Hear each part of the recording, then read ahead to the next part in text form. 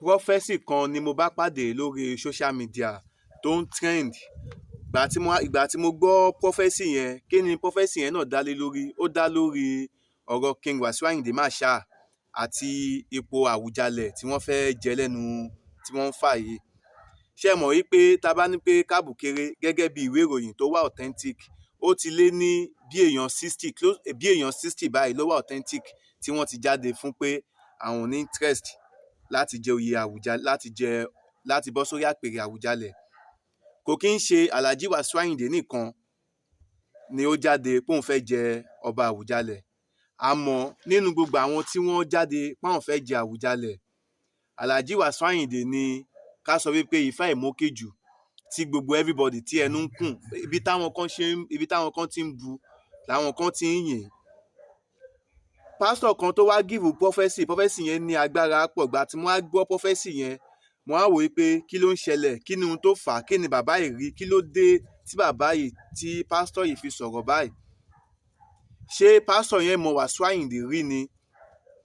Gẹ́gẹ́ bí nǹkan táwọn èèyàn under comment wípé ẹlòmíì lè sọ wípé ẹlòmíì sọ under comment pé how much do you collect from Wasiu Ayinde? Ṣé ẹ mọ̀, ẹ má jẹ́ ká tanra wa, ọ̀rọ̀ Ọlọ́run kò ní lọ láìṣẹ.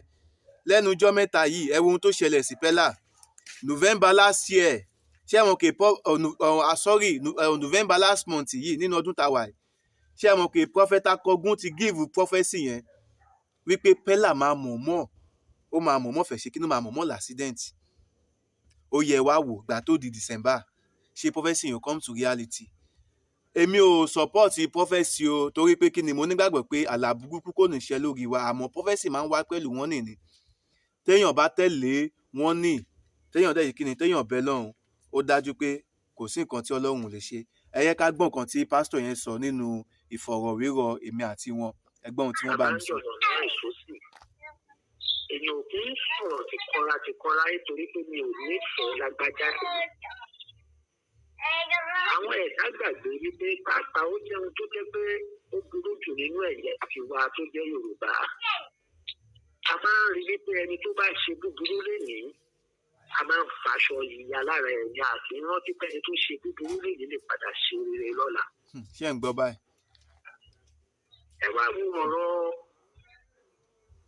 ẹni tí àṣírí ti máa ń gbà á tú.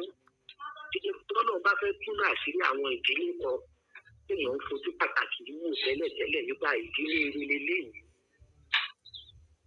Ǹjẹ́ nílẹ̀ Yorùbá, tí ìrí awuyewuye báyìí rí ní láti ìlú Ìjẹ̀bú? Nítorí pé láti ìgbà kan ti wà, wọ́n máa ń ṣe bí ẹni. Ẹ jọ̀ọ́ ẹ bá wa share fídíò yìí, ẹ bá wa share. Tó bá jẹ́ pé ìgbà kankan tí ìrè tẹ́ ìṣẹ̀ ń wò wá, ẹ má gbàgbé láti bá wa tẹ subscribe button, kẹ́ subscribe. Ẹ̀yin tẹ́lẹ̀ tí ń wò wá, bí tẹ́ ti ń rí tẹ́ fi ń ra dátà gbà ló ní wọ́bẹ̀. Prophet yẹn ni wọ́n sọ̀rọ̀ yìí o. Àmọ́ lẹ́yìn ìgbà tí Àwùjalẹ̀ Síkírù tó wàjà, wọ́n fẹ́ tún àṣírí wọn, ó fi Wasiu Ayinde ṣe pàṣọ́nà wọn. Ṣé ń gbọ́? Àṣírí wọn lè tú. Pé gbogbo ìgbà tí bàbá yẹn fúnra rẹ̀ wà láyé, ìbẹ̀rù lójú wípé wọn ò tó gbéná wojú bàbá yẹn, wọn ò tẹ̀ tó súnmọ́, wọn fi ẹ̀tàn bá bàbá yẹn lò nígbà yẹn. Ṣé bó ṣe rí nìyẹn yín èèyàn? Wọ́n bẹ̀rẹ̀ sí ní sọ gbogbo àwọn ọ̀rọ̀ tí kò yẹ kó sọ sókú ọ̀run nítorí Wàmúàn. Bàbá yẹn gbogbo ọmọ ilẹ̀ Yorùbá pátápátá ló mọ̀ wípé ogún ilẹ̀ Yorùbá ni, ogún gbogbo Ìjẹ̀bú pátápátá ni.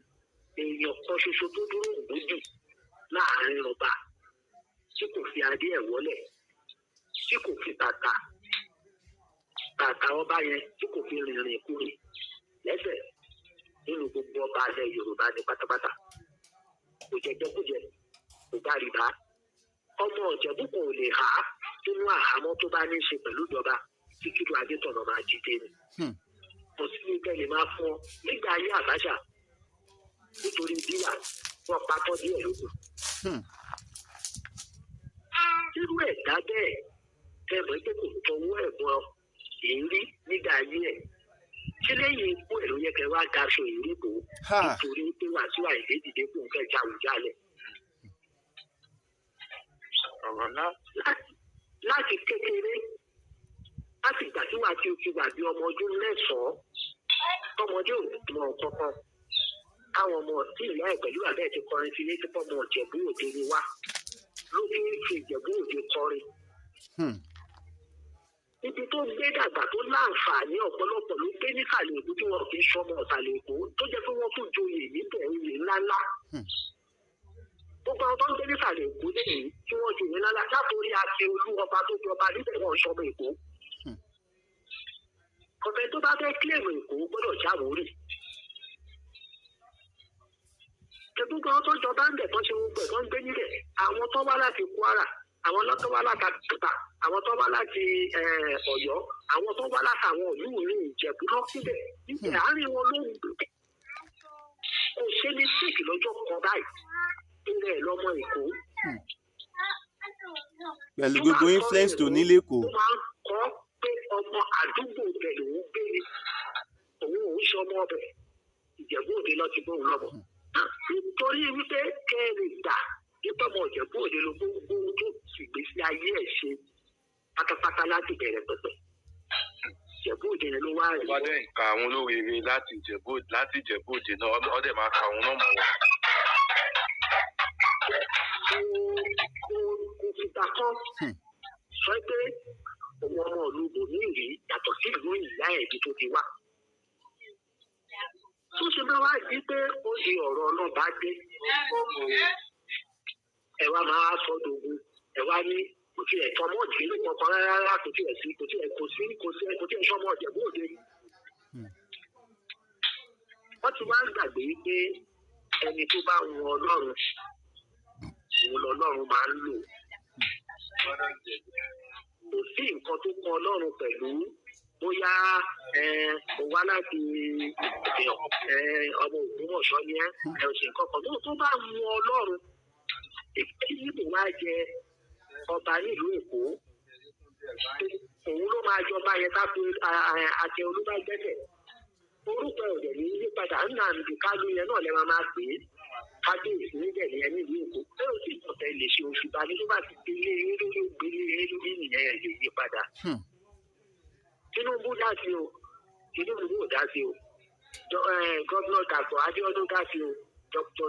Dàpọ̀ Abíọ́dún ò dá sí o.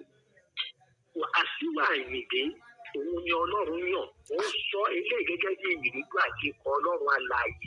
Ṣé ẹ tún gbọ́ wọ́n tún sọ báyìí o? Kì í ṣe pé mo sọ̀pọ̀ọ̀tì ẹ̀.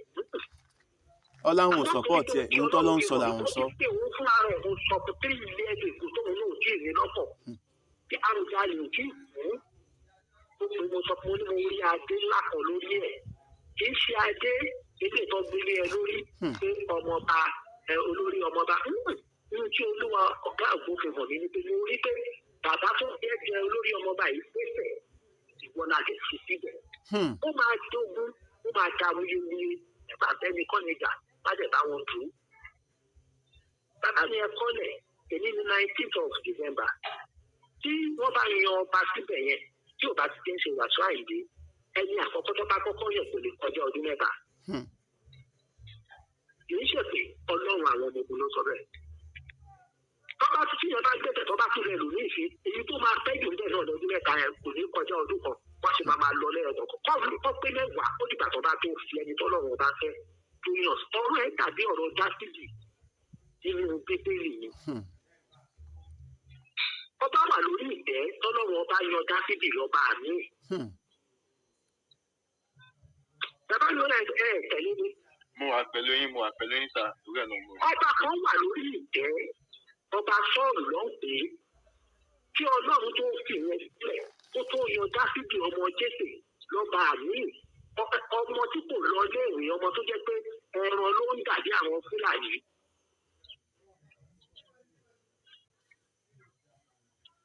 Ní nǹkan bó ṣe fẹ́ ṣe kò dẹ̀ sí nǹkan fẹ́ fètò kò sí nǹkan tó fẹ́ yọ kúrò bẹ́ẹ̀. Bí Olúwa ṣe tọ nǹkan ẹ̀ ẹnì kankan ò lè yí rí ẹ̀. Káwọn bá lò ó ní títara àwọn tó bá fi ẹnikẹ́ni sórí ibẹ̀ wọ́n fẹ̀mí ẹ̀mí ẹ̀wé wúri. Àdúrà wa máa gbà ní ṣiṣẹ́ ṣe ọkàn yín á balẹ̀. Àlàáfíà Ọlọ́run á máa wà pẹ̀lú yín. Àlàáfíà Ọlọ́run fẹ́yìn náà bàbá wa àlàáfíà Ọlọ́run fún fẹ́yìn náà. ṣé ẹ náà gbọ́n kan tí wòlíì Ọlọ́run yìí, ṣé ẹ gbọ́n kan tí wọ́n sọ báyìí, ṣé ẹ gbọ́n kan tí wọ́n sọ. Bàbá yìí ti jíṣẹ́ tiwọn, ó wá kù sọ́wọ́ àwa tá a gbọ́. Báwo la ṣe fẹ́ pín information yìí ká? Báwo la ṣe fẹ́ jẹ́ kó dọ́dọ̀ Alhaji Wasiu Ayinde?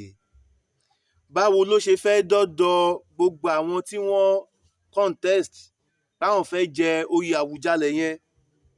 Báwo ni àwọn ìdílé, báwo làwọn afọbajẹ ìpínlẹ̀ Ìjẹ̀bú, báwo ló ṣe fẹ́ rí? Ó dọwọ́ gbogbo wa. Ẹ yẹ ká share fídíò yìí kiri, ká pín lógúnlógún, ká pín lọ́gbọ̀nlọ́gbọ̀n. Nítorí pé kí ni wọ́n ní ó ń bọ̀ àwọn láńdẹ́ẹ̀dẹ̀. Torí pé kí ni èyí ò wo awí tí Olúwa làṣẹ. Bọ́lá bá sọ pé Alhaji Wasiu Ayinde ni, ó dé mi lójú wípé òun yẹ kóun ò lè yẹ. Bẹ́ẹ̀ ni, torí pé kí ni kádàrá ṣẹ, àdúrà àgbà, ìgbìyànjú ò ní ṣe kí ni kò ní gbélẹ̀. Ṣùgbọ́n ṣá tí Olúwa Ọlọ́run ọba yìí, òun náà ló máa ṣẹ.